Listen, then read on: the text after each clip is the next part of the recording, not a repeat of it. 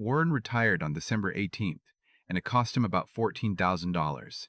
If he'd walked out the door 13 days later, on January 2nd, he'd have kept almost all of it. The same job, the same savings, the same everything.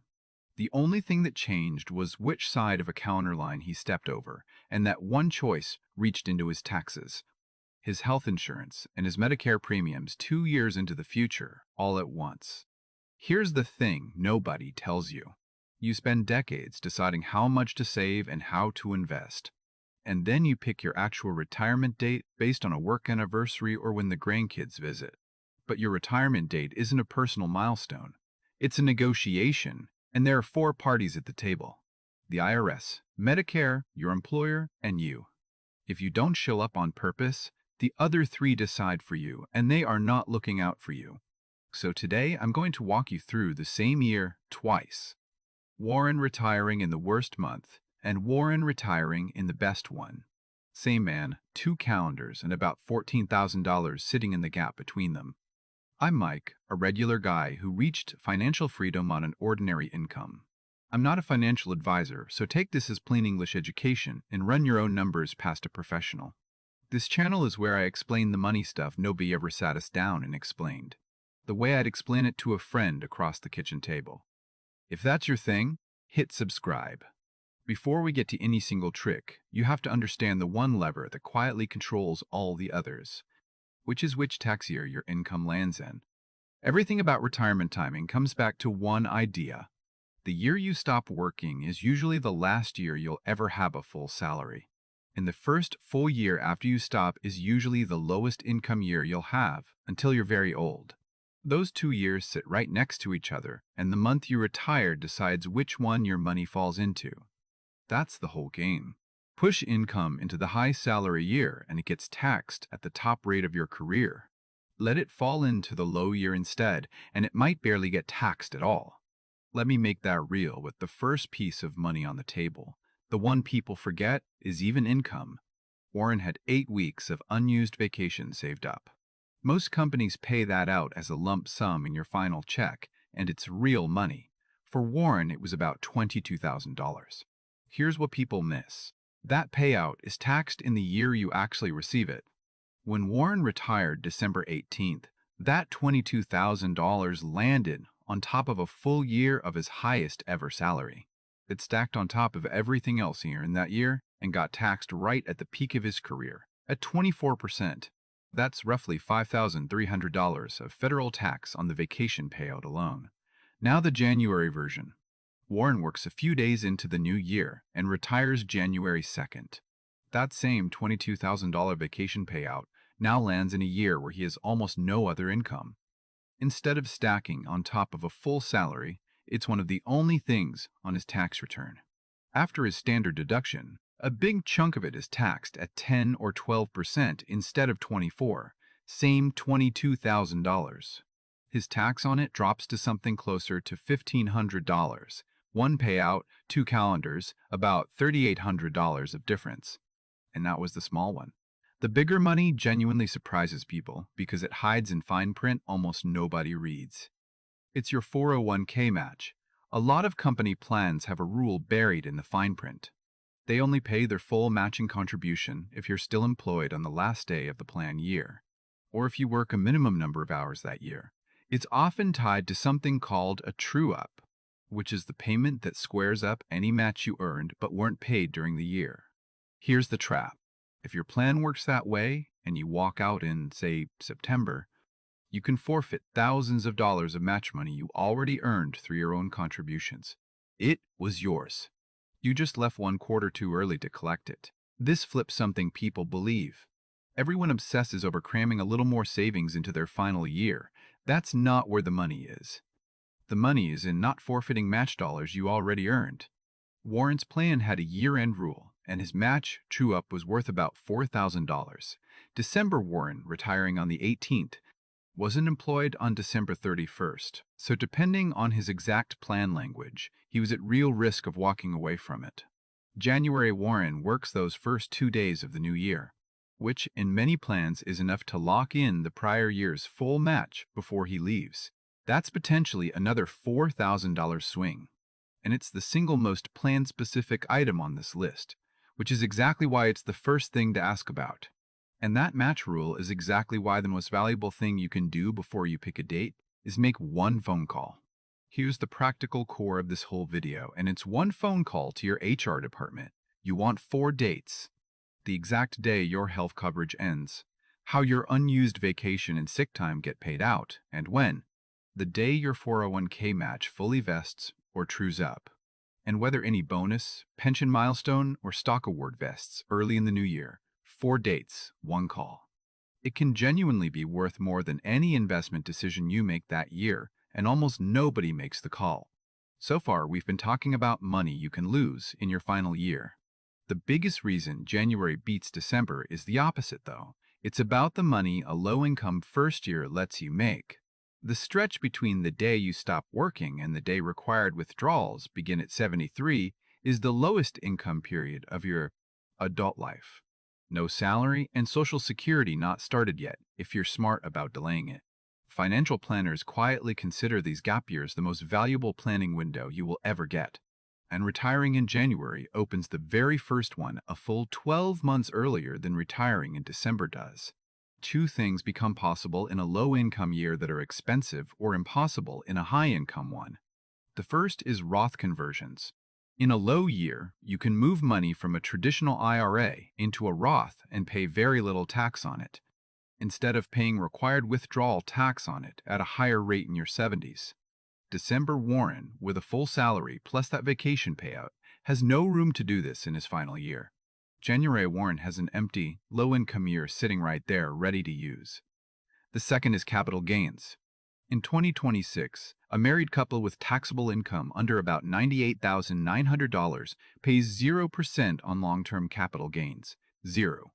So, in a low-income year, Warren can sell appreciated investments he's held for years and owe nothing in federal tax on the gain. In his final working year, those same sales would be taxed on top of his salary. There's also a sweetener Congress added recently. For tax years 2025 through 2028, people 65 and older get an extra deduction up to $6,000 per person, $12,000 for a couple where both qualify.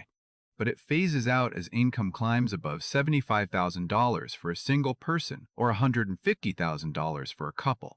So a sloppy high-income final year doesn't just cost you more tax that year. It can quietly shrink a deduction you were counting on. Everything up to this point has been about which year your money lands in. Health insurance is where it stops being about the year and starts being about the exact day. And it trips up more retirees than anything else on this list. Your employer coverage almost always ends on the last day of your final month of work. If your next coverage doesn't start the very next day, whether that's Medicare, a marketplace plan, or your spouse's plan, you've got a gap. A gap in coverage at this age is not a small risk. So you line those dates up to the day, with no daylight between them. Then there's the deductible reset, and this one is invisible until it's too late. Say it's October, and you've already met your deductible and your out-of-pocket maximum for the year, maybe because you had surgery or a rough medical stretch. If you retire now and switch to a new plan, that new plan resets your deductible to 0. You could pay a full deductible twice inside 12 months. So if you've had a heavy medical year, there's real money in finishing that year out on your work plan and switching to a fresh plan in January. And there's a brand new one for anyone retiring before 65. The enhanced marketplace subsidies that made early retiree coverage affordable expired at the end of 2025. As the rules stand in 2026, we're back to the old cliff. If your income goes even $1 over 400% of the poverty line, which is roughly $62,600 for a single person, you could lose your subsidy entirely, and premiums for subsidized buyers jump sharply to hold the same plan. So if you retire before 65 and rely on the marketplace, the income you report the year you retire directly sets your health insurance bill, which loops right back to controlling your tax year. It's all one connected decision. And speaking of health coverage, 2 more timing traps spring shut right around age 65, and both stay invisible until they've already cost you. The first is the HSA backdate trap. If you're one of the people still working past 65 with a high deductible plan and a health savings account, and you're delaying Medicare, here's what catches people. When you finally enroll in Medicare Part A, it backdates up to 6 months. And once Medicare is active, your legal HSA contribution limit is 0. So any money you contributed during those backdated months becomes an excess contribution, and the IRS charges a penalty on it. The fix is to stop HSA contributions 6 months before you enroll in Medicare. And the sneaky part is that claiming Social Security can automatically enroll you in Part A whether you meant to or not. So one timing decision quietly triggers another. The second is IRMAA, the income surcharge on your Medicare premiums. In 2026, the standard Part B premium is $202.90 a month. But Medicare looks at your income from 2 years earlier to decide whether you pay extra on top. 2 years earlier. So your 2026 premium is set by your 2024 tax return. Cross one of the income lines, which for a couple sits at $210,000 in 2026, by a single dollar, and your premiums can jump more than $1,000 a year per person. Now go back to December Warren, with his full salary, his vacation payout, and a year-end bonus all stacked into 1 year. That spike doesn't just raise his tax bill that April. It can reach forward 2 years and raise his Medicare premiums, long after he stopped working and forgotten why. You might think the timing game ends once you're fully retired. It doesn't. It follows you all the way to 73. One last one, because it shows this never fully stops mattering. Required withdrawals from your traditional accounts begin at 73. There's a rule that lets you delay your very first one to April 1st of the following year, and it sounds like a gift. It's usually a trap. If you delay the first, you're forced to take 2 withdrawals in that second calendar year, which doubles that year's withdrawal income and can shove you straight over an IRMAA line or into a higher bracket. So even at 73, the timing question is still sitting there. So after all of that, let me give you the clear answer you came here for. For most people, retiring January 1st or very early in the new year is the cleanest move, and you can see why in Warren's 2 versions. Your final vacation payout lands softly in a low-income year instead of on top of your peak salary. You start fresh on a deductible you can plan around. In many plans, working those first couple of days locks in the prior year's full match, and you open your first gap year a full 12 months sooner, which is a free year of Roth conversions and 0% capital gains. But the best month is the one that lines up your specific levers, so use judgment. If you've already met your deductible after a heavy medical year, finishing that year out can win. If a bonus or pension milestone vests early next year, you wait for it. If your match trues up at year-end, you don't leave a day early and forfeit it. December can be January for the right person. It just has to be on purpose. The worst month is any month you pick without asking these questions, because that's the version where the IRS, Medicare, and your employer make the call for you. Let me bring the 2 Warrens back together and add up the whole thing, so the number in the title isn't just a headline. Retiring in December instead of January cost him about $2,900 in extra tax on the vacation payout alone, because it landed on top of his peak salary instead of in an empty year. He was at real risk of forfeiting a roughly $4,000 match true-up by not being employed at year-end, and by burning his final year as a high-income year instead of an empty one. He lost the first of his gap years, which was worth at least another $5,000, because he could have converted $50,000 to a Roth at 12% instead of paying 22% on it later. That's already about $12,000, before you count the situational ones.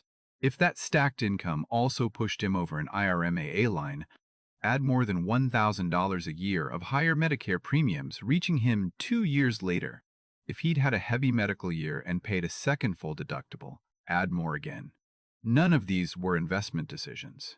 Warren didn't pick better funds or save another dollar. He just stepped over the calendar line on the wrong side, and it cost him about the price of a very nice used car for 13 days of impatience. So here's what I want you to actually do this week. Make 1 call to HR and get 4 dates. When your insurance ends, how your unused time off is paid and when your match fully vests, and whether any bonus or award vests early next year.